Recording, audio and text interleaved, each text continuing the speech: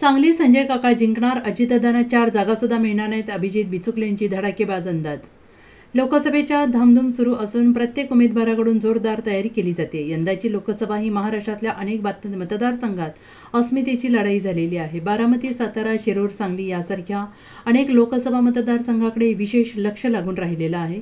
त्यामुळे यंदाच्या लोकसभेत कोण बाजी मारणार आणि कोणाला माघार घ्यावी लागणार हे येत्या 4 जूनला स्पष्ट होईल। पण त्याआधीच अभिजित बिचुकलेंनी काही लोकसभा मतदारसंघातील जिंकणाऱ्या उमेदवारांची यादी सांगितली आहे।